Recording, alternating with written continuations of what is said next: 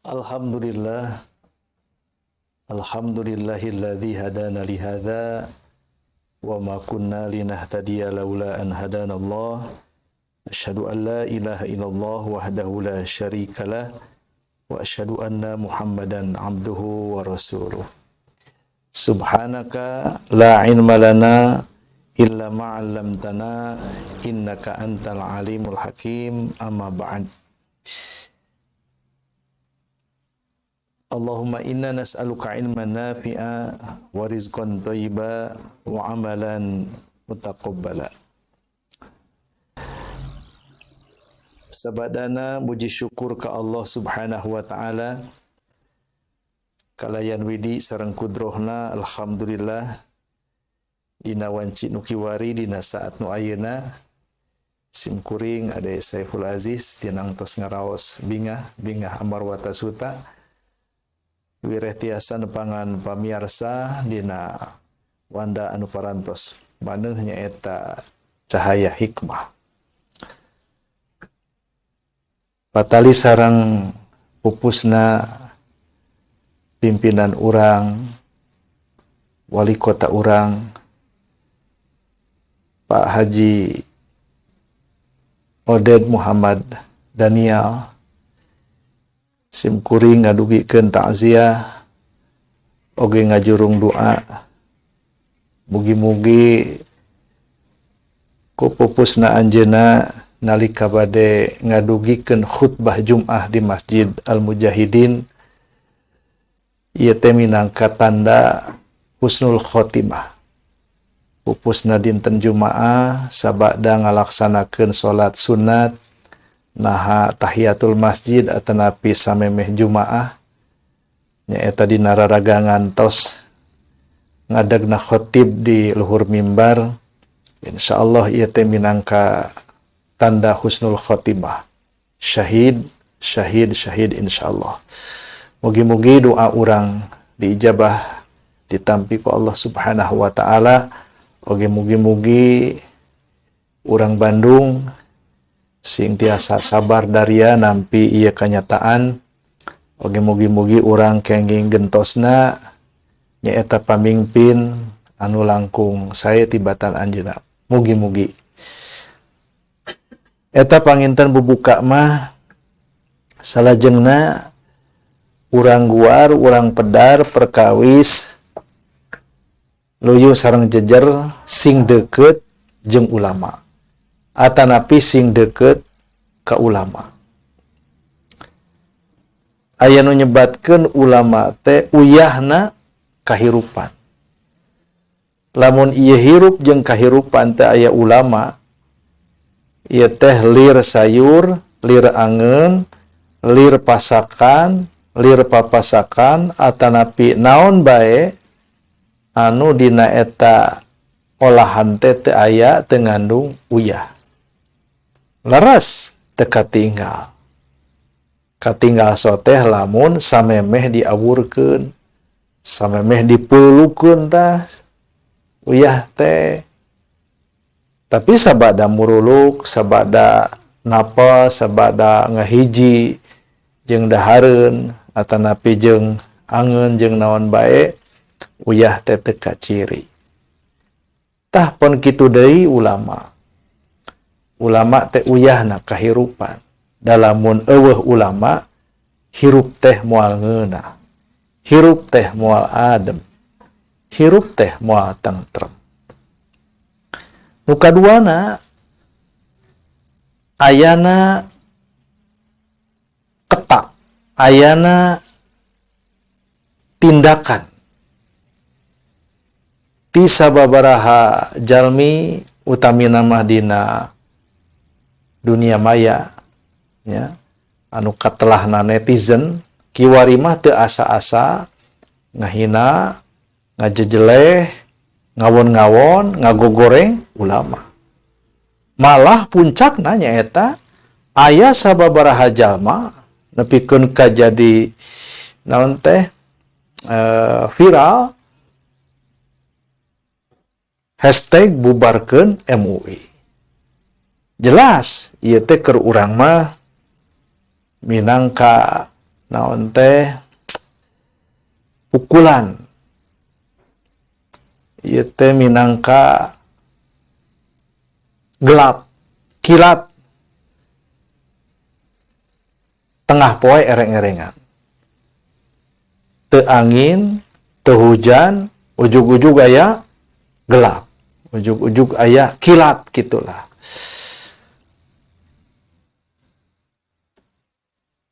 Saur Dr. Husamuddin Afana anjeunna netelakeun yen haqqun 'alal aqil.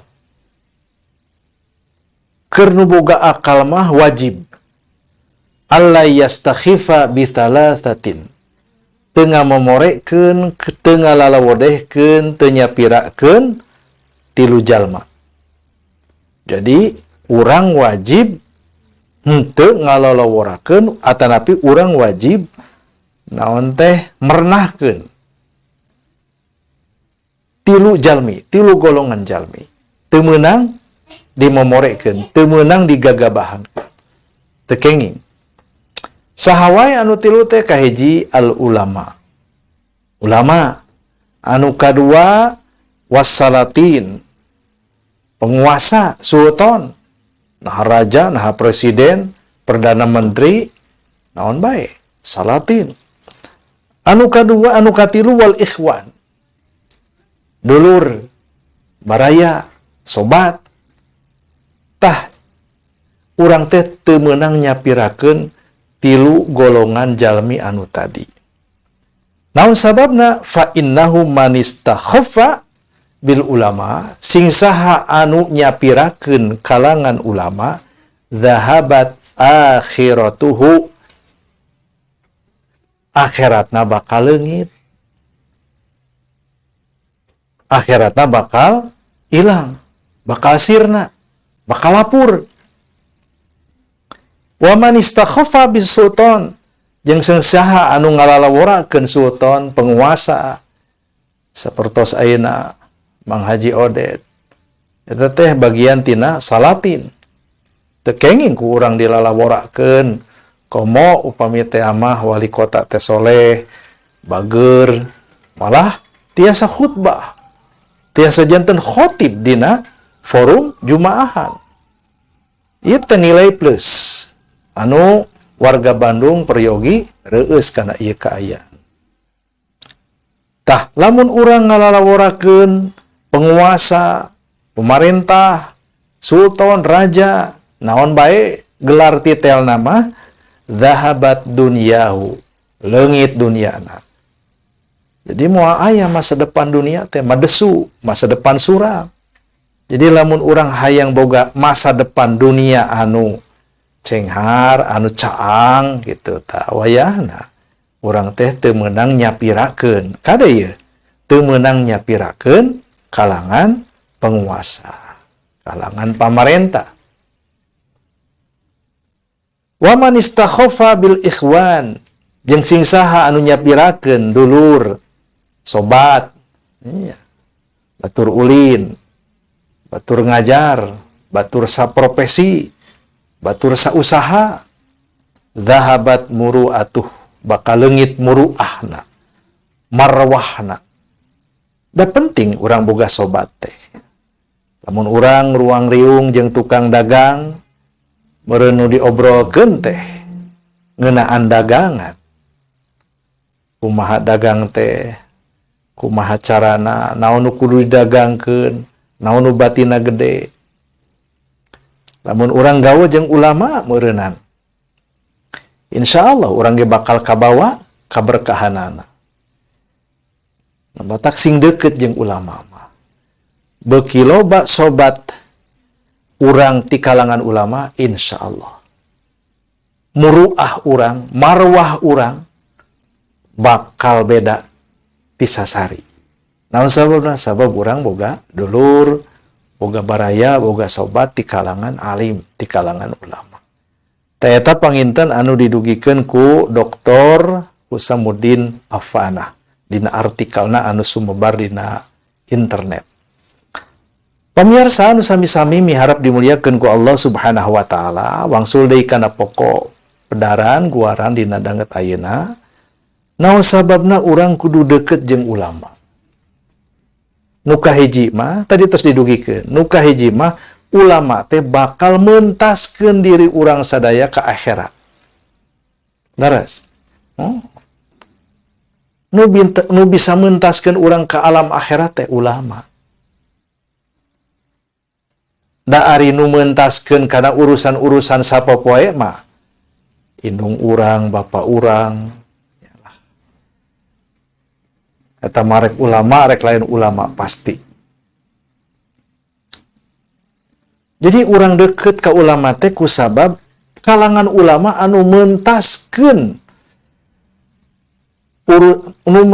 urusan akhirat urang sadaya.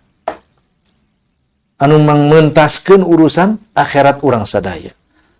Lamun urang teu make ulama, urang moal apal akhirat.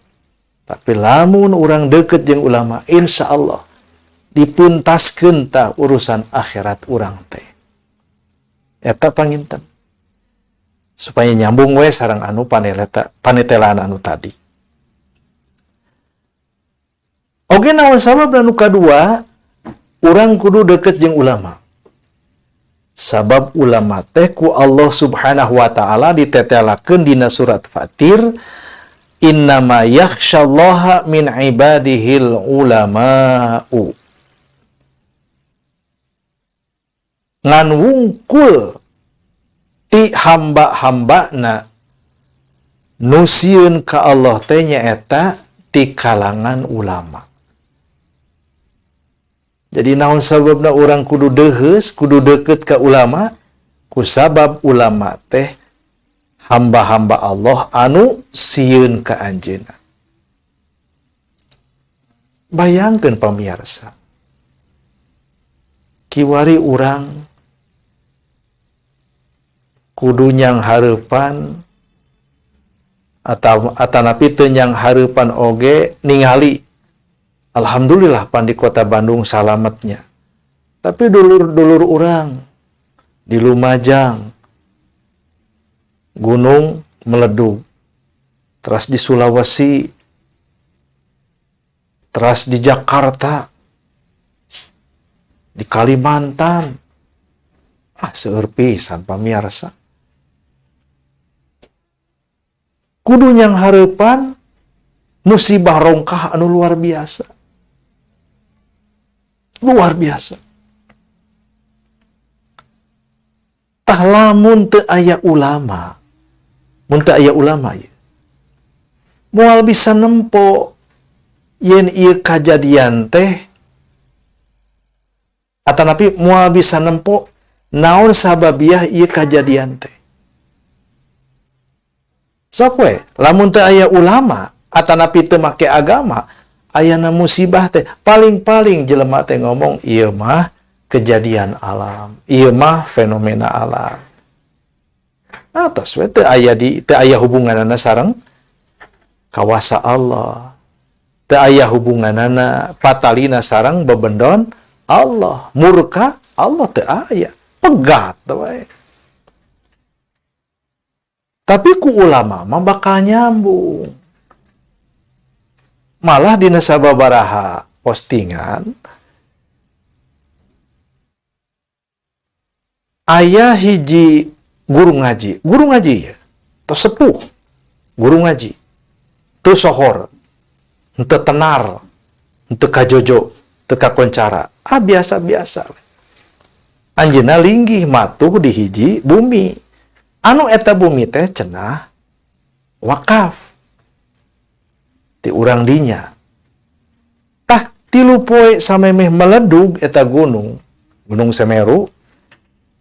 Anjeunna jeung kulawargana diusir. Keluarga nya panginten ngaatasnamakeun warga diusir. Nya eta guru ngaji jeung keluargana teh teu bisa kukumaha teu walakaya. Atos we diusir mah nyingkah, diusir mah ngejat indit tos we di kantor. Sedih henteu. Da jalmi upami teh mah kieu pamirsa. dikadarkan hiji jalmi teh tos teuheus sareng Allah nya da tiasa yakhsyallaha min ibadihil ulama teh pan alatan ilmu dalam mun teh mah teu gaduh ilmu mah mustahil tapi upami ulama gaduh ilmu ku ilmuna bakal deuheus ka Allah bakal deukeut ka Allah lamun deukeut ka Allah bakal apal oge bakal dibere pituduh lah apal picilakaeun apal pi apeseun teu mustahil jalmi soleh mah dituduhkeun ku Allah siga Nabi Soleh alaihissalam. Samemeh Allah ngalungsurkeun rupa-rupa musibah ke kaumna. Allah marentah anjeunna jeung kulawargana sangkan ngungsi di tempat linggihna. Naha kudu ngungsi pokona mah anjeun kudu kaluar. Kitu panginten. Upami digambarkeun bakal keluar. Dalam teh mah nya urang diusir ieu mah upamana diusir ya. Keluarga teh pindah-pindah sana tong cicing deui di dieu. Tong ngajar ngaji deui di dieu. Tong nyebarkeun agama anyar di dieu, diusir upamina teh mah pamirsa. Urang teh teu seueur carios. Komo upami urang teh istihoroh heula, salat heula. Tah nalika salat teh aya harewos. Aya hiliwir bawaning angin. Lamun ka Nabi mah wahyu. Ari ka jalmi-jalmi anu soleh mah insyaallah eta teh minangka wahyu hakikat nama. Beja wartos ti Allah. Mening maneh ngungsi. Mening maneh pindah. Jik pindah. Tah pindah ka dieu, dituduh. Babari we, pindah we. Kentong di pikiran harta mah. Muga-muga aya gantina. Tong di pikiran sawah mah, kebon mah.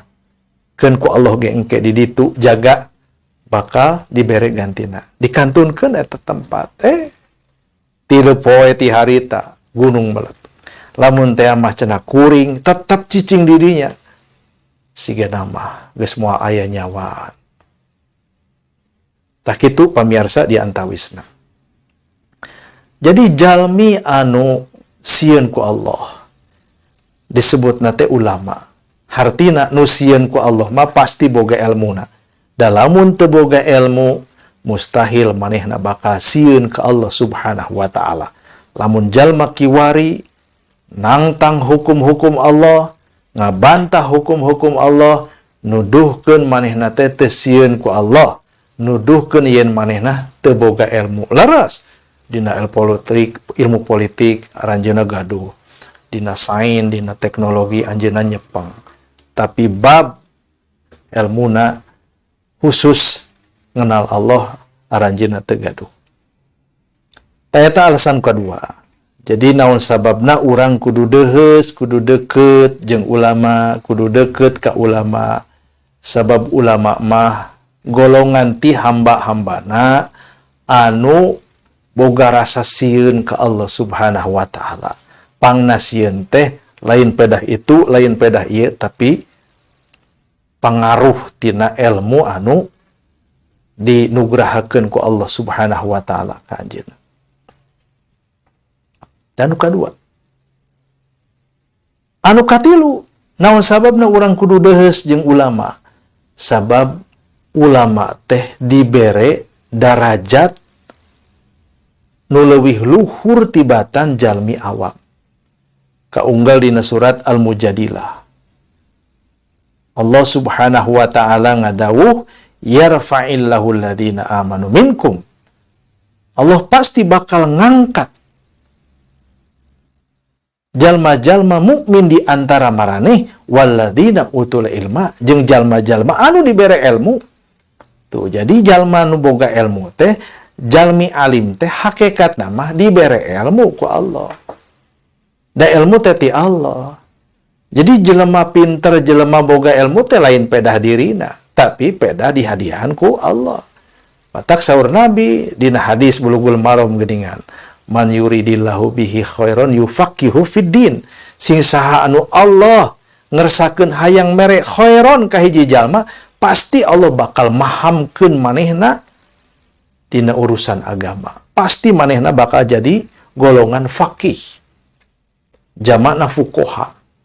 Jadi jalma nu ngarti teh lain pedah hebat akal.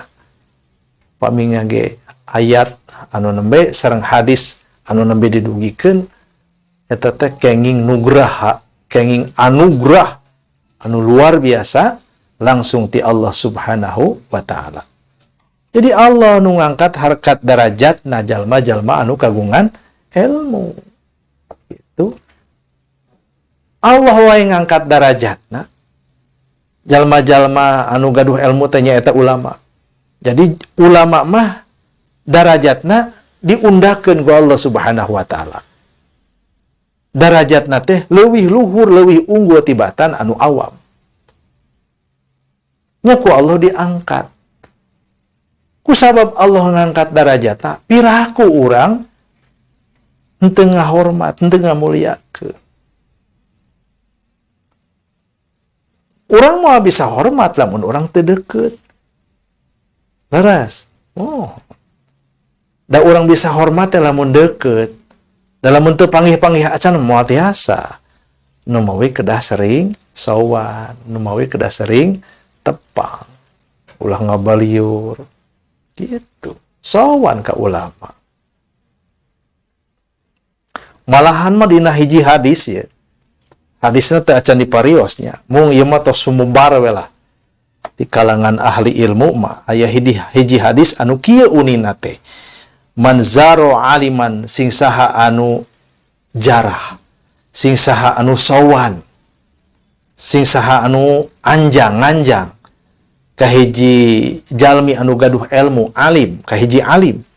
Faka annama zaroni, seolah-olah manehna teh geus ngadatangan kami.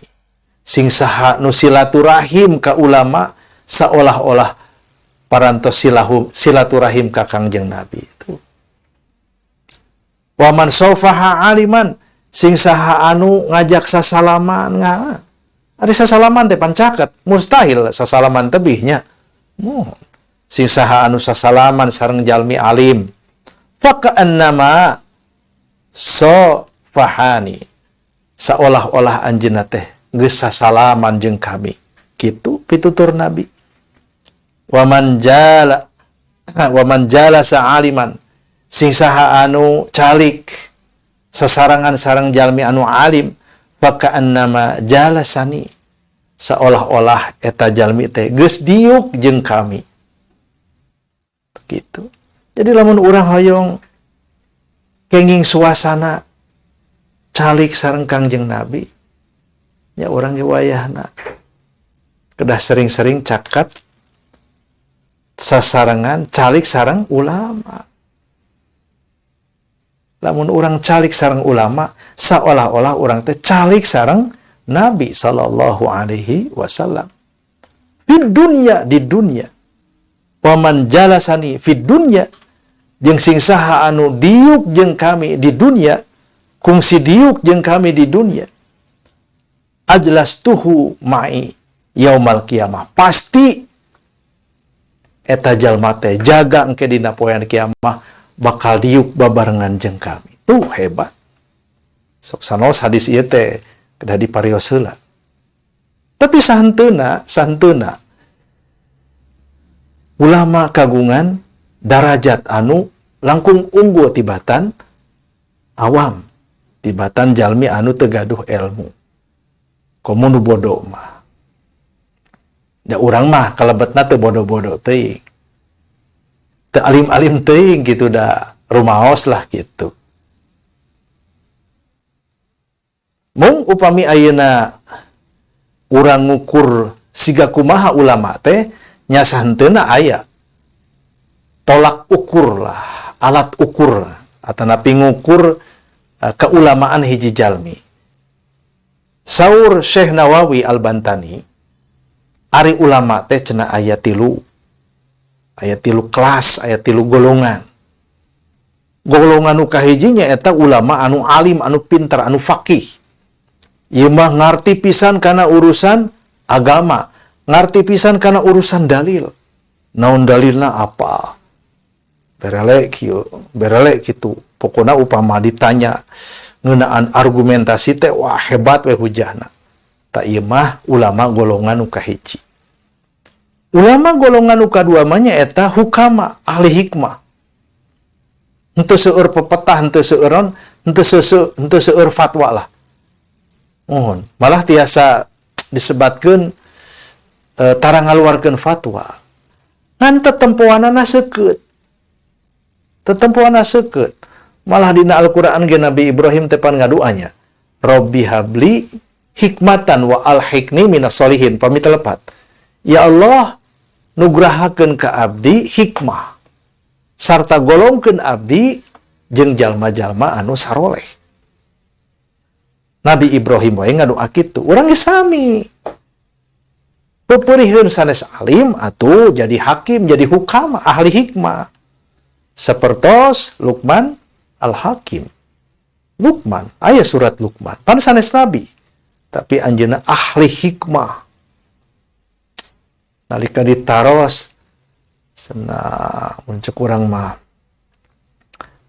pangersa cik daging naon anu pangeunah-ngeunahna. Tapi bahaya cenah kitu. Siga tatarucingan. Saur anjeunna daging nu pangeunah-ngeunahna teh letah. Tapi nya oge ngeunah eta daging teh pangbahayana.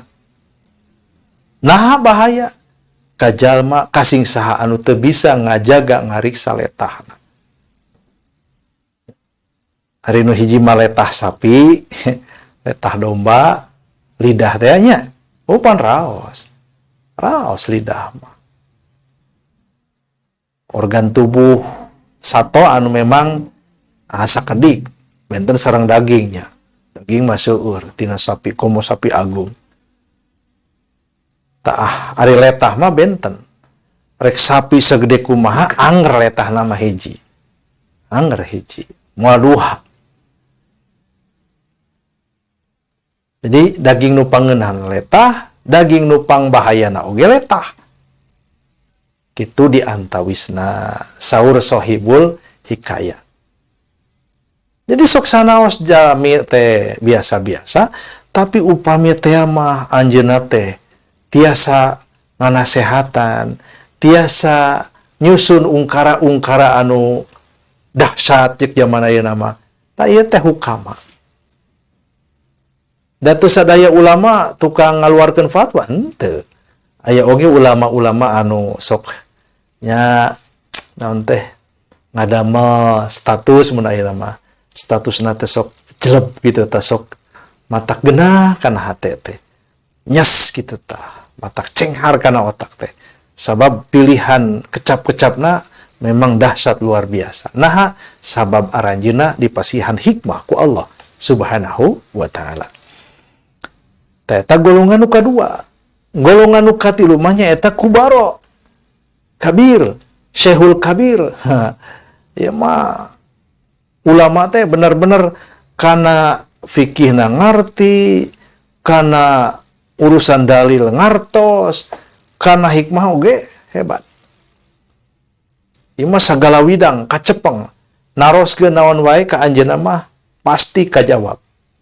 Pasti kajawab. Tah nu kieu mah kubaro. Kitu upami urang ngangge rujukan ti Syekh An-Nawawi Al-Bantani dina kitabna Nasoihul Ibad. Ulang lajeng geudeui pamirsa. Jadi tadi parantos didugikeun, yen naon sababna urang kudu deukeut jeung ulama. Sabab ulama teh nu bisa mentaskeun urang sadaya ka akhirat. Ka akhirat. Atuh nu kaduana sabab ulama mah boga ilmu. Ku ilmuna nepikeun kasieun ku Allah Subhanahu wa taala. Sieun ku Allah. Dalamun teh mah di ieu dunia teu aya jalma nu sieun ka Allah. Wah bahaya pamirsa. Bahaya. Anu katilu naon sababna urang kudu deuheus jeung ulama? Sebab ulama teh diundakeun, ditinggikan derajatnya. langsung ku Allah Subhanahu wa taala. Nuju sareng firmana nu kaunggal dina surat Al-Mujadilah. Surat ke-58 ayat 11. Sering diaos. Sering dijadikeun tadzkirah. Eta nu katilu. Anu kaopat, pangna urang kudu deukeut sareng ulama teh kusabab ulama teh pewaris nabi. Wa innal ulamaa warasatul anbiya. Yen para ulama teh pewaris nabi. Wa innal anbiya lam yuwarithu dinaron. Oge para nabi teh teu ngawariskeun dinar. Wala dirhaman, pon kitu deui dirham. Wa innama warasul ilma. Kangjeng nabi teh para nabi teh mung ngawariskeun ilmu. Faman akhadahu ahda bihaddin wafirin. Sing saha anu nyokot eta ilmu mina kawarisan para nabi estu manehna geus nyokot kauntungan anu kacida gede. Nah, kitu pandika Nabi sallallahu alaihi wasallam. Jadi ulama mah tara hayang harta, tara hayang emas, tara hayang perak, jabatan, henteu. Ulama mah tugasna teh ngajaga ilmu. Ngajaga ilmu. Anu tos diwariskeun ti nabi. Tangtos turun temurun cek urang mah. Ti nabi ka sahabat, ti sahabat ka tabiin, tabiin ka tabiut tabiin, terus nyambung. Insyaallah nyambung dugikeun ka urang. Ya, dina teh nyambung nage aya kitab. Mengeta kitab teh sok aya nu rada bangor geuningannya pamirsa. Aya anu dirobah sakudak sakedik. Keun we eta malah lain pedaranan ada eta mah pacabakan filolohnya anu sok nalungtik naskah-naskah. Nah ieu teh asli, nah ieu teh henteu, nah ieu teh aya pemalsuan jeung sajabana tah eta mah pasrahkeun ke ahlina. Mung sahenteuna keilmuan ti nabi mah henteu pegat. Sakumaha Al-Qur'an henteu pegat. Nyambung dugikeun ka ayeuna. Aya mushaf. Iya. Mushafna dijamin. Upami ti Saudi dijamin ku pamarentah Saudi, ku kerajaan. Upami di negara urang dijamin ku Kementerian Agama. Aya Dewan Tashih. Anu ngalegalkeun nah ieu Al-Qur'an teh bener jeung henteuna. Dicitak, dilobakeun ku hiji pausahaan percetakan, tangtos kedah aya widi ti Kementerian Agama. Lamun tos di ACC hartosna insyaallah dijamin nyambung. Teu mangmang, ulah ningnang. Kusabab urang teu aya nabi, teu diaping deui ku nabi, teu diasuh deui ku nabi, aya anu neraskeun nabi. Oge ari nabi mapan hiji. Muhammad Rasulullah sallallahu alaihi wasallam ge hiji. Tapi nalika anjeunna ngawariskeun ilmu ka sahabat, ka tabiin, tabiut tabiun digikeun ka urang sadaya, seueur pisan insyaallah ya. Tapi tangtos ulama anu ori, sanes ulama kawe, sanes ulama kaleng-kaleng. Da ulama teh pan rupi-rupi. Lamun urang caket jeung ulama anu ulama eta teh pinter insyaallah kabawa pinter. Tapi lamun sareng hukama tah ieu mah biasana sok kabawa bager. Jadi ulama teh aya anu memang pinter encer otakna, aya oge anu spesialis wejangan nasihat. Dugikeun ka urang teh lamun dicariosan ku anjeunna sok taluk wae. Taluk wae. Ya. Jadi teu kedah ngaluarkeun 10 kecap, 20 kecap, apanya. Ieu mah ngaluarkeun sakecap 2 kecap ya langsung we. Nyes. Malah kakara tepang oge tos malah aya hiji tokoh. Hiji tokoh sana mina abdi ge hilap deui nya. Di Madinah saurna teh.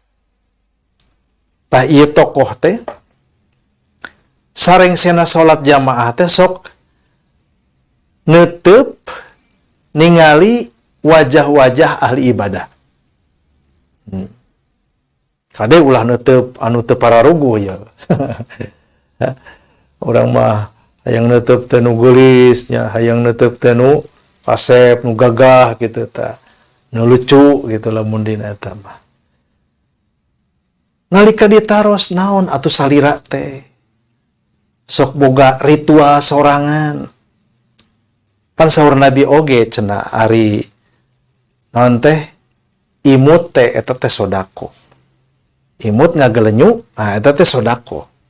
Komo upami anu emutna teh nu imutna teh jalmi anu soleh. Tah lamun urang pependak sareng jalmi soleh, teras anjeunna gumujeng, komo ngobrol mah ieu mah gumujeng eta teh tos kenging naon teh kenging aura. Kenging cahaya, kenging nur lah gitulah mun dina teori eta mah.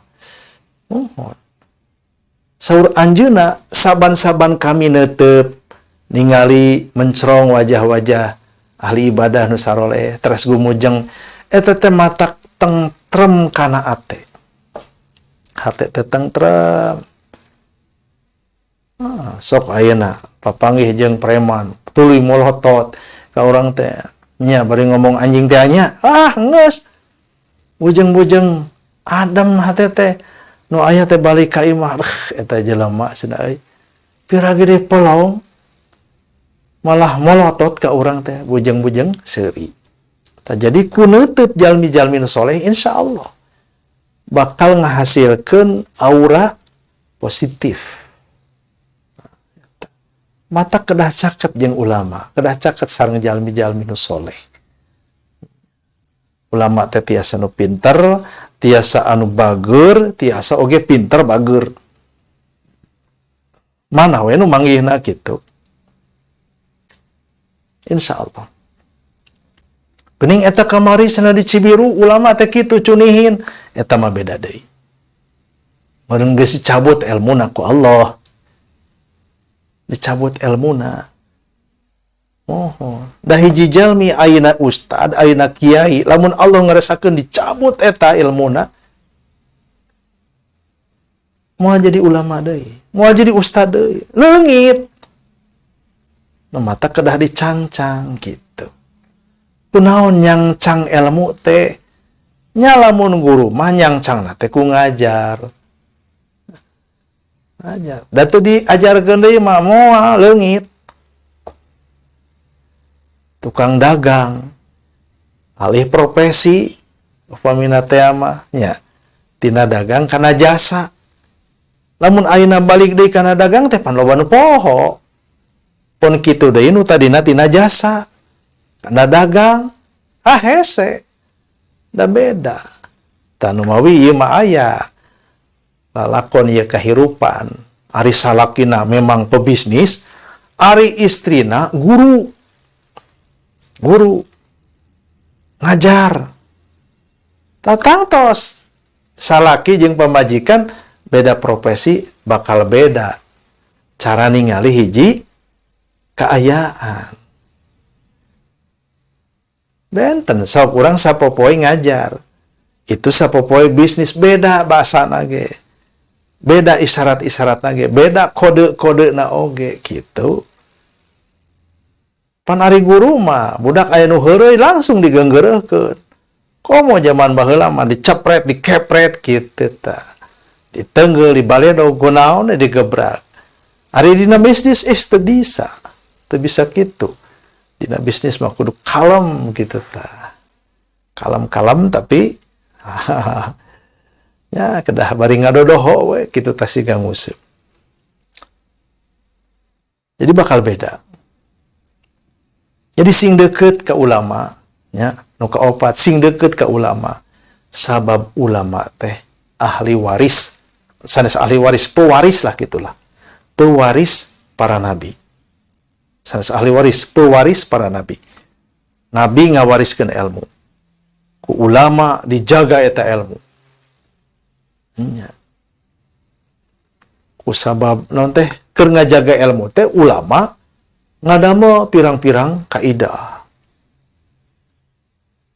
Kaidah, aya kaidah usul fikih, aya kaidah fikih, aya kaidah hadis, mustalah hadis, kaidah tafsir, jeung sajabana. Ti mana eta kaidah teh? Ti ulama. Keur naon? Keur ngajaga ilmu. Da kaidah mah iya atuh benteng. Nya benteng, pager. Sangkan bumi anu dilinggihan teh aman gitu. Dijaga. Pun kitu deui ilmu. Ilmu anu bener mah anu sajatina pan ti Allah. Langsung didugikeun ka Rasulullah sallallahu alaihi wasallam. Tah dijaga ku para ulama teh. Ngan cara ngajaga ilmu mah dain di rondaan. Tapi dijieun teori-teori, dijieun kaidah-kaidah. Tak ieu kaidah-kaidah teh jadi pakem. Teu meunang urang teu diajar pakem ujug-ujug hayang langsung ngaguar ilmu. Ngeunaan Quran, ngeunaan hadis Nabi teu bisa, tapi kudu gitu. Orang teh wayahna kudu keketrok heula. Mun lebet ka bumi teh mah. Lamun aya pageran teh mah tahap kahiji pan urang teh ngaliwatan pager. Lamun aya penjagana, aya satpamna wawartos heula ka satpam. Zaman aya namanya dites heula suhu. Dites itu, dites ieu, KTP-na mana, terus weh ngangge eta teh yang geuningan naon? Barcode kieu jeung sajabana. Jadi ulama ngabangun, nyusun kaidah-kaidah ilmu-ilmu teh eta teh pager. Sangkan ilmu anu sanyana kajaga kariksa aman gitu.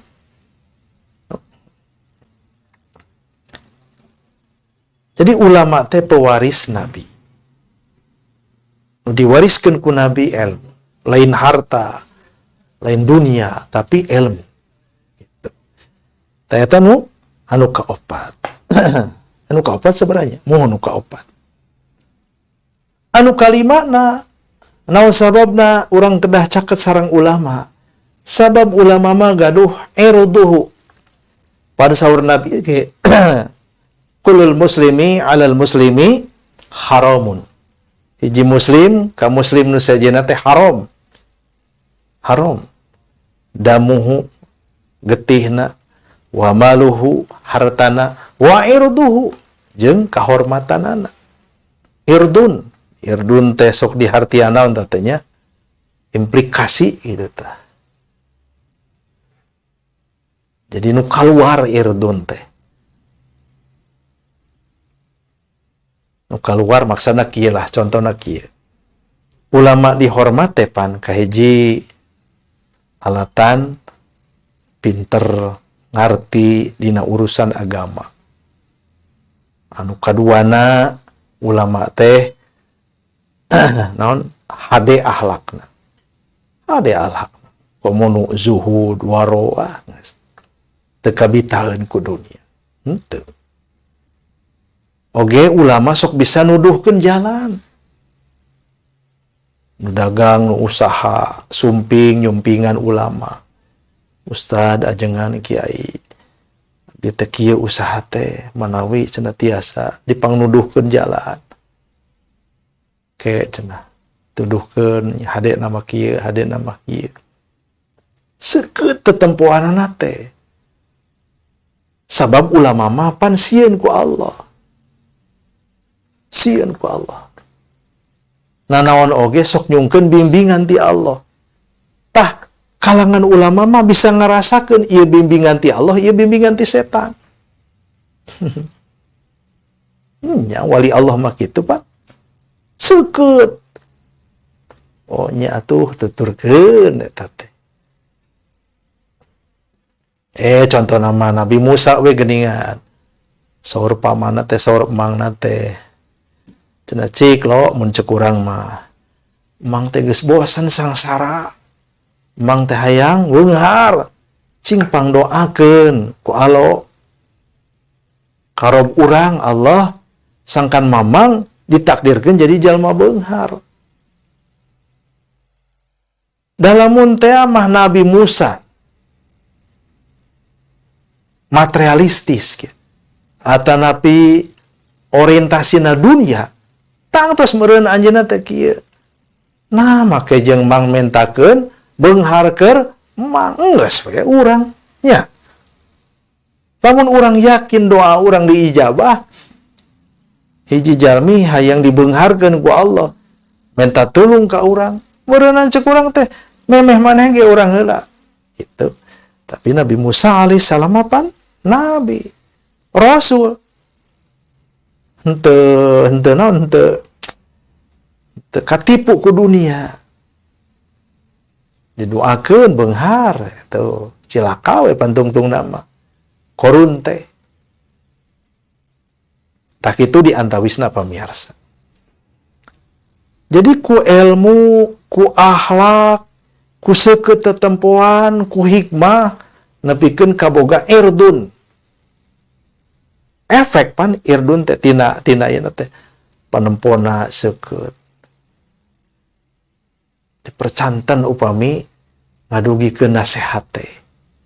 Matak pantas ulama nupang solehna, nupang hadena akhlak jadi penasehat.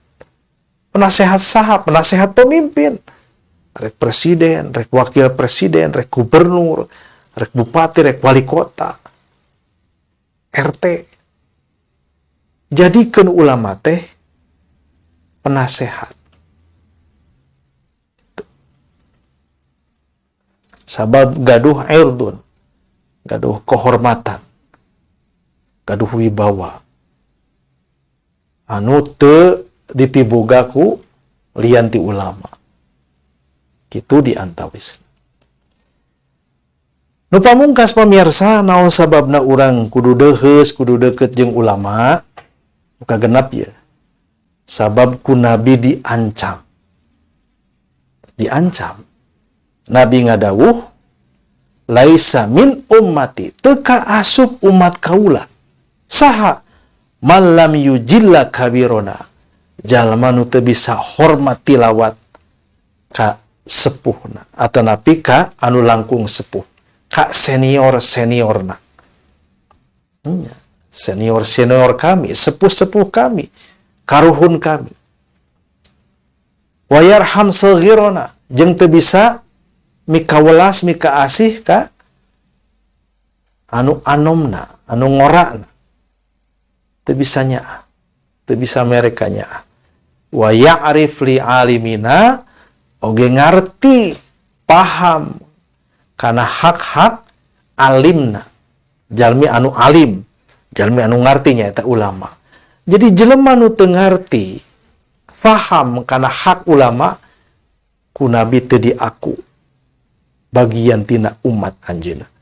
Jadi sakali deui lamun hadis ieu teh aya 3 poin, ta poin nu katilu anu aya hubunganana sareng pedaran ieu guaran.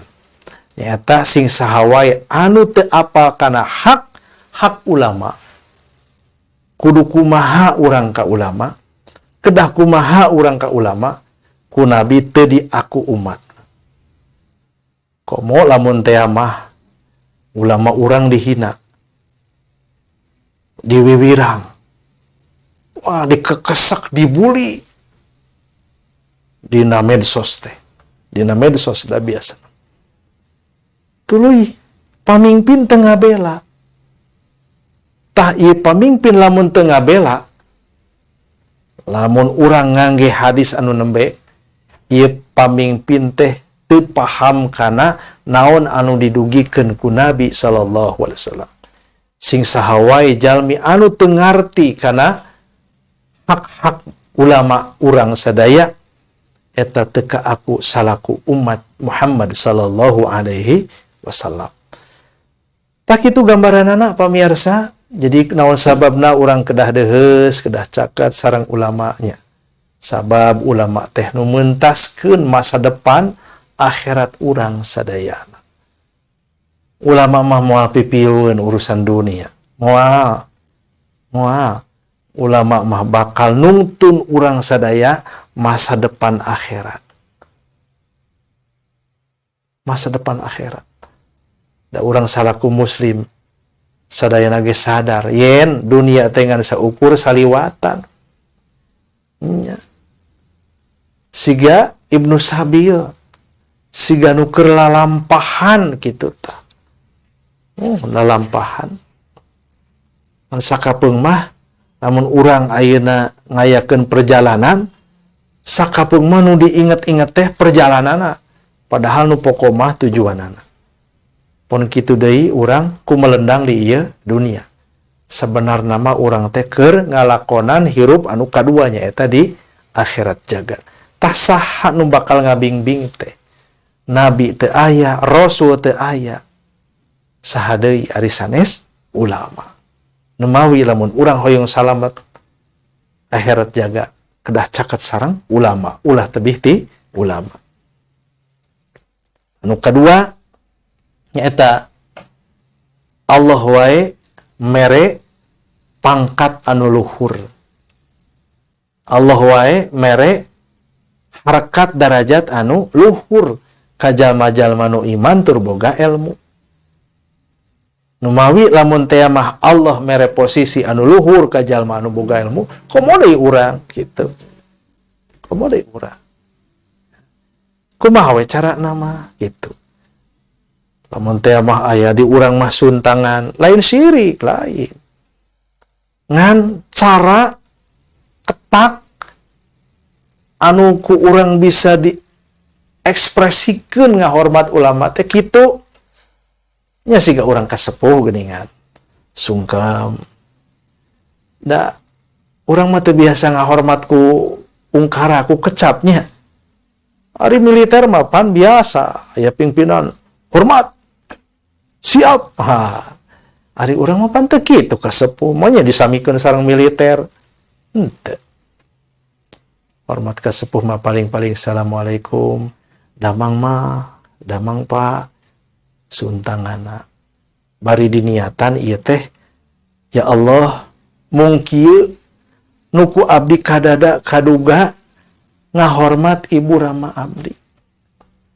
Da parentah anjeun mapan wabil walidaini ihsana. Jeung maneh wajib migawe milampah kahadean ka ibu rama. Kumaha we? Lamun cek adat urang nyium kieu teh diantawis cara anu sae, diantawis cara ngamuliakeun ngahormat aranjeunna lakonan. Kajaba lamun geus dirobah cenah tetekona. Ayeuna mah henteu kieu carana teh kitu, mangga. Baheula mah nyium naon teh? Nyium dampal sampean tah ayeuna mah pan henteu. Nya henteu dianggapna teh nyalah teu pantes kitu cenah. Da balik deui kana pantes jeung teu pantes alias ma'ruf teh. Eta nu kadua, naon sababna urang kedah deukeut sareng ulama. Nu katilu kusabab ulama teh pewaris nabi, gaganti nabi, gaganti rasul. Gaganti rasul. Ya teh SK-na langsung ku nabi. Jadi ulama teh boga teureuh ti nabi, insyaallah. Ngahormat ngamuliakeun aranjeunna eta teh sami sareng ngamuliakeun ngahormat rasul, ngahormat nabi. Ya. Tanu katilu. Nu kaopatna pamirsa nyaeta ulama mah gaduh wibawa, gaduh komara, gaduh harga diri.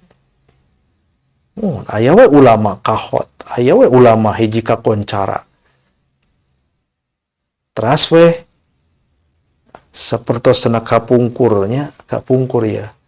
Presiden di Mesir, ieu mah saur mahasiswa urang Mesir da abdi mah teu ngalaman. Cenahnya punten upami lepat. Kapungkur mah cenah presiden Husni Mubaraknya, Husni Mubarak. Pokona mah cenah tahu ku Syekh Sya'rawi mah cenah kitu. Allahu alam ya. Ta ieu nuduhkeun lamun teh mah urang gaduh ulama. Terus ulama eta teh irduna, komarana, pangaruhna luar biasa. Lamun gaduh kahoyong teh urang teu kedah demo, teu kedah nyareus itu. Kantun mere isyarat teh. Engke ulama eta teh nepangan penguasa, nepangan presiden, nepangan gubernur atau nepi saha wae. Di harewosan taluk tah gitu. Eta teh hadiah ti Allah. Ya, karomah teh mohon. atuh anu kagenapna nyaeta kusabab urang kedah deket jeung ulama teh kusabab lamun urang teu deket jeung ulama moal di aku umatna teh eta panginten. Tangtos ima ungkara sim kuringnya. Nanging upami dihubungkeun naon sababna urang kedah caket sareng ulama. Sabab nu tebih sareng ulama eta teh lain umat Nabi Muhammad sallallahu alaihi wasallam. Tas sakitu pamirsa anu sami-sami kusim kuring dihormat. Pedaran guaran dina danget nu ayeuna mugi-mugi ageng manfaatna kapetik hasilna ka ala buahna sing aya pulunganeunana oge sing tiasa jadi naon teh jadi kompas kitu dina nalika urang nuturkeun kaayaan situasi anu beuki dieu teh panginten asa beuki poeknya beuki poek margi tuturkeuneun urang teh ayeuna teh rada bingung kedah kasaha jeung kedah ka mana. Tanu mawi hayu urang balik deui kana tetekon kana aturan-aturan kana nasihat-nasihat anu dirugikeun ku Nabi sallallahu alaihi wasallam oge ku ulama-ulama sabadana sangka naon sangkan urang teh salaku umat Islam tetep kompak oge gaduh kekuatan. Sakitu anu kapidangkeun hapunten anu kasuhun milih aya tutus langkung ke panghalang bobo sapanon carang sapakan mugi agung cukup lumur nada jembar pangampura jag sampeureun tunda alaeun subhanaka Allahumma wa bihamdika asyhadu an la ilaha illa anta astaghfiruka wa atubu ilaik wa akhiru da'wana anil hamdulillahi rabbil alamin aqulu qouli hadza wa astaghfirullah li wa lakum.